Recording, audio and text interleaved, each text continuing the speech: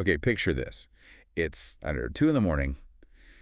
The house is totally quiet, but your brain is just screaming. Oh, yeah. We've all been there. And you're doom scrolling on YouTube, just Mhm. desperate for something, anything, to turn the volume down. You click a thumbnail, and suddenly you're watching this guy in a very elaborate flowing outfit. Uh-huh. He's holding a magnet, and he's telling you with this, total conviction that he's a grandmaster who can zap the negative energy right out of your head with something he calls holy fire.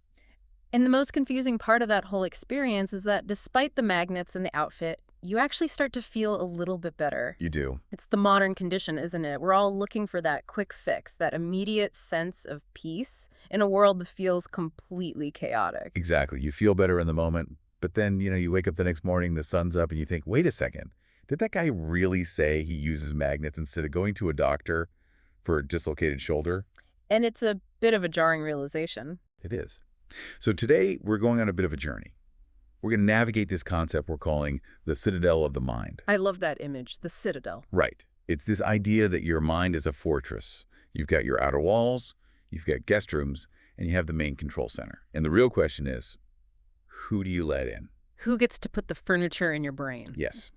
Yeah. Because right now, for a lot of us, I think the drawbridge is just down. It is. We're just bombarded with what I'd call spiritual fast food. Yeah. It tastes amazing. It gives you that immediate sugar rush of comfort. But we have to ask, does it actually sustain you? Is there any real nutritional value there? To figure that out, we have a really eclectic lineup of sources today. We're looking at 3 very different people who are all in their own way trying to get into that citadel. Mm-hmm. First, we have the man I just mentioned, Grandmaster Albert, a YouTube Reiki healer with some, let's just say, incredibly bold claims. Then we've got a creator. She's known as Whispers of the Wolf, and she uses almost the exact same tools as Albert, the crystals, the smoke, but in a completely different way. And finally, we're going to pivot hard to Rabbi Michael Skobak, a teacher of Jewish ethics who has a completely different and honestly a much more challenging definition of what peace even is. It sounds like the setup for a joke, doesn't it?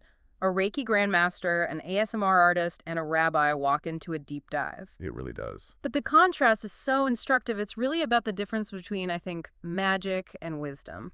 So let's start with the Grandmaster. Grandmaster Albert. I went deep on his channel, Reiki with Albert, and wow, there's a lot to unpack. I bet. He introduces himself right off the bat as a Grandmaster, and he claims he comes from a family of healers with special powers. And we really need to pause on that title, Grandmaster.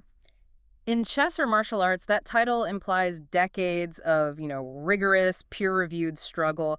You have to prove you can beat other masters. But here, it functions almost like a superhero identity. It separates him from the rules of normal reality. It tells the viewer, I am not like you. Oh, absolutely. Mm. And he's got the origin story to match the superhero title. He talks about having a near-death experience when he was 14. Of course. He says he went to the other side, met light beings and gatekeepers. The gatekeepers. Yes, and they apparently told him, it's not your time, and then they sent him back with a mission. Which is such a classic trope in these narratives. It's what you'd call verification by unverifiable event. He doesn't have a PhD. He doesn't have a medical license. Nope. He has a story that you literally cannot fact check. It just bypasses your logic brain and goes straight for the wonder part. But this is where the wonder starts to get a little dangerous. He tells this story, and he presents it as total fact, not a metaphor, about walking into a hospital to help a friend's friend who was in a coma. Okay. He says he brought a dozen clear quartz crystals, put them all around her, and his energy was so strong that the EKG machine went, and I'm quoting here, out of control. Which, if you think about it for a second, is terrifying. If an EKG machine goes out of control, that's usually a very bad sign for the patient. Right. But in his story, she wakes up. He's the hero. And then it gets even more specific. He has this anecdote about dislocating his shoulder at a warehouse job. Uh-huh. He says he didn't go to a doctor. Oh, no. He took care of himself using strong magnets. He says he spaced them out for 3 months, and boom, he's swimming again. And that is the pivot point. We've just moved from spiritual comfort, which is, fine, to medical misinformation. When you start telling people that magnets are a viable alternative to orthopedic surgery, you are playing a really dangerous game. It creates this idea that he has access to some kind of cheat code for reality. But I think we have to ask the question, if these stories are so medically dubious, Why are people watching? He had thousands of subscribers. People love him. The comments are full of adoration. So what's the appeal? Well, he has a very specific vibe. He calls himself a star child.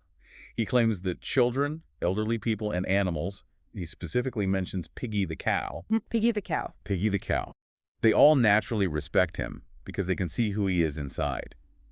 He's painting this picture of being this, magnetic personality. There's actually a psychological concept for this. It's called affective presence. Affective presence. Yeah, it's the idea that some people, just regardless of what they're actually saying, they project this level of calm and empathy that just makes you feel good. You watch Albert, and he's telling you to be happy. He's telling you he loves you. Right. He's creating a safe space. So your brain kind of separates the feeling from the facts. Exactly. Your brain separates the vibe, which feels relaxing, from the content, which is, frankly, baffling. Baffling is the right word because the contradictions are just everywhere. Yeah. He gives all this health advice, right? He's telling you to eat rice and spring greens and this secret ingredient he won't share. Of course not. He claims he has a 34-inch waist and feels amazing.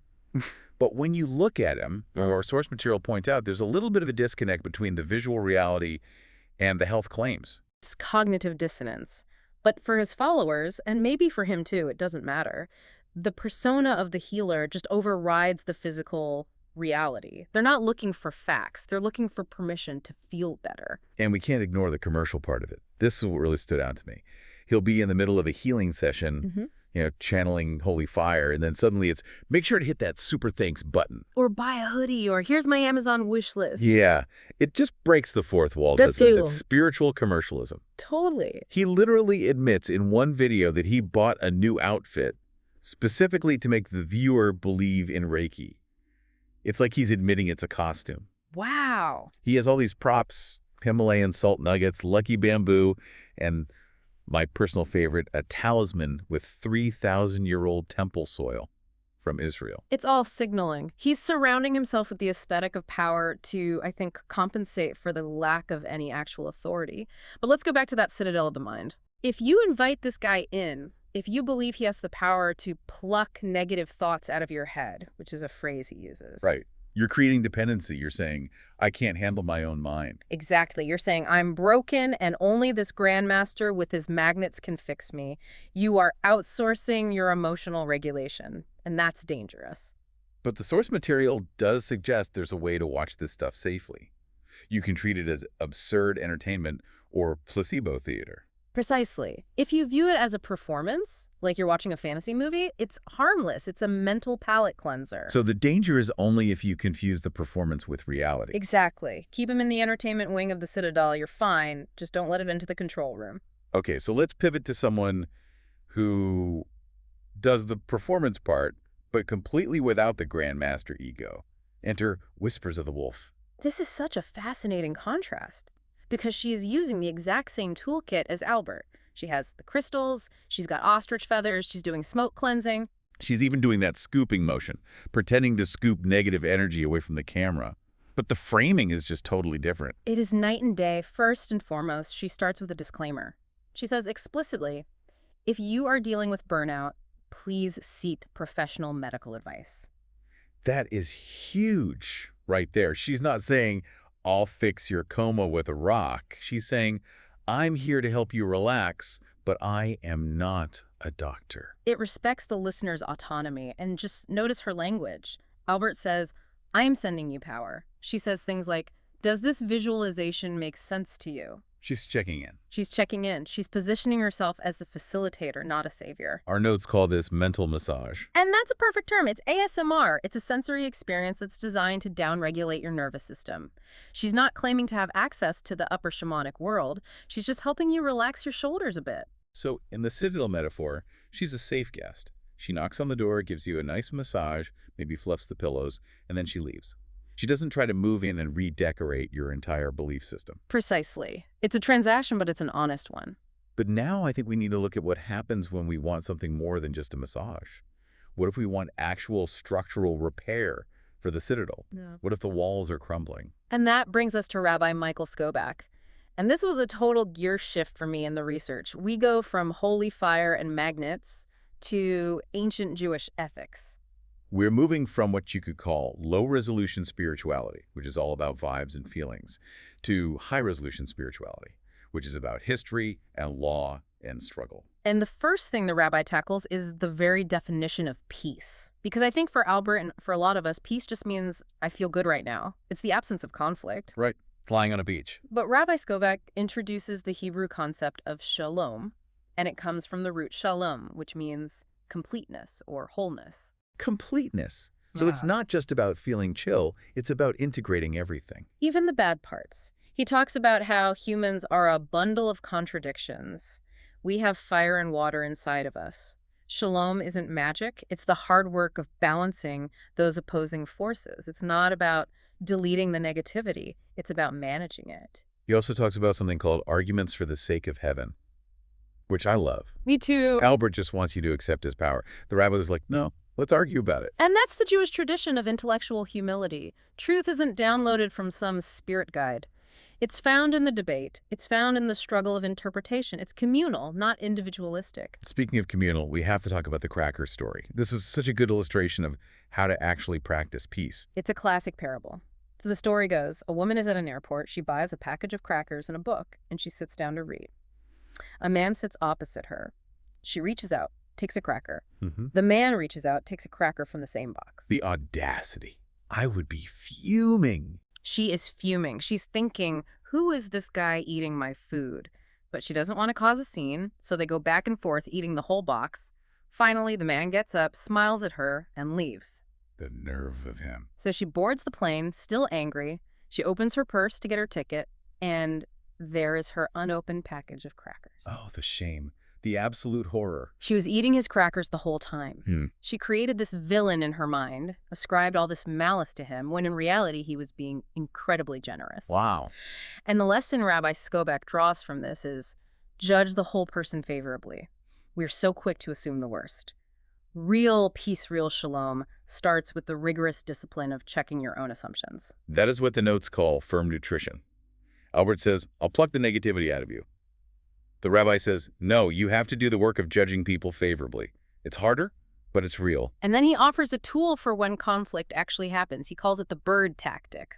I love this visual. It sounds a bit weird at first. Be like a bird, but explain the logic. It refers to a Talmudic teaching that says, if you dream of a bird, you will see peace. Why? Because a bird is flexible. When it meets a hard object, or when there's trouble, it doesn't smash into it. It just flies away. It sounds a little passive, though, like you're running away. It does sound passive, but Skobak argues it's actually a power move. When someone attacks you or insults you or tries to drag you into a fight, you don't engage. You maintain silence. You fly away like a bird. You remove yourself from the toxicity. You preserve your citadel by not letting the invader in. Exactly. It's interesting because Albert would say, use a crystal to block the negative energy. The rabbi says, use your legs and your self-control to walk away. One relies on a prop, the other relies on character. And this is where it gets really nuanced. The rabbi talks about fudging for peace. Yeah, this surprised me. He's basically saying it's okay to lie. Well, lie is a strong word. But he argues that truth can be compromised for the sake of peace. He gives the biblical example of Sarah and Abraham. Sarah laughs and says, my husband is old. When God reports this to Abraham, he changes the quote. He leaves out the old part to avoid a domestic argument. So God is the ultimate diplomat. Exactly. And the famous sage Hillel said you should tell every bride she is beautiful, even if she, well, isn't. The point is, being right is often the enemy of peace. We have this obsession with brutal honesty, but the rabbi is asking, do you want to be right or do you want to be whole? That is such a contrast to the ego we saw earlier. Grandmaster Albert has to be right. She has to be the grandmaster. The rabbi is saying, who cares if you're right? Do you value the relationship more than your ego? It's the concept of votrenut, of letting go, giving in, not because you're weak, but because you are strong enough to prioritize the peace of the household over your own pride. So when we put these three side by side, we really see the full spectrum of who is knocking at the gate of our citadel. We do. On one end, you have Albert. He's the savior. The source of power is him, his lineage, his magnets, his vibes. It's what we call the ego healer. And on the other end, you have the rabbi. He positions himself as a student. The source of power isn't him. It's the text, the tradition. He's just the messenger. And right in the middle, you've got the wolf. She's the honest facilitator, She offers a service relaxation without all the baggage of false promises. You know, our source material mentions something interesting about the jealousy of success. Like why traditional wisdom survives while New Age trends just come and go. It's the survival filter. Jewish wisdom and other ancient traditions, they've survived persecution, exile, war for thousands of years. You don't survive that with fluff. You don't survive that with magic crystals. No, you survive that with practical utilitarian ethics. The bird tactic isn't just a nice idea, it's a survival strategy. Whereas Albert's strategy really relies on everything going right. It relies on you buying the merch and the internet working. And notice the listener feedback we got about Tovia Singer. He's another figure in this space who really challenges people's beliefs. He argues against the New Testament, which is super confrontational. Very. But people respect him. Why? Because he uses logic, history, and text. He doesn't need the costume. Right. As the note said, his conviction is the special effect. Albert needs the echo chamber and the flashing lights because the substance just isn't there. Tovia Singer, or Rabbi Skobak, they rely on the weight of the argument. Because deep down, that fast food spirituality just leaves you hungry again in an hour. Which brings us to the final and I think most perfect comparison from our notes. The get a life versus buy a slinky contrast. Oh, this is the perfect summary. So in one of Albert's videos, he's talking about happiness, and he literally says, if you want to be happy, buy a toy, buy a slinky, treat yourself to ice cream. It's retail therapy masquerading as spiritual advice. It's just telling you to distract yourself. And then Rabbi Skobak uses the phrase, get a life. But he doesn't mean it as an insult, like go get a life, loser. No, he means it literally. Acquire a life. Dedicate yourself to a purpose so big that the petty stuff just doesn't matter anymore. That's the difference between distraction and integration. A slinky distracts you from your sadness for 5 minutes. But getting a life, finding purpose, judging favorably, practicing silence, that integrates the sadness into a meaningful whole. So bringing this all back to our listener and their citadel of the mind, we're guarding the gates. We are, and the takeaway isn't that you can never watch a Reiki video. Right. Sometimes you just want the mental massage. You want the slinky. Exactly. If you need to relax, go visit the wolf. Let her scoop the imaginary energy. Enjoy the placebo. It feels good. But keep it in the entertainment wing of the Citadel. Don't let it into the control room. Precisely. For the control room, for the structural integrity of your life, you need the firm nutrition. You need the ethics that tell you to judge favorably, to seek shalom, and to know when to fly away like a bird. It's about knowing the difference between a snack and a meal. And realizing that you don't need a grandmaster to zap you into happiness. You need the discipline to build a complete life. So here is the question we want to leave you with today. The next time you feel that stress rising and you reach for your phone, are you looking to be zapped by a wizard? Or are you willing to do the hard, boring work of simply keeping your mouth shut and flying away? Which one of those actually builds the Citadel? And which one just rearranges the deck chairs? Thanks for diving deep with us today. Guard that Citadel, everyone. Stay whole.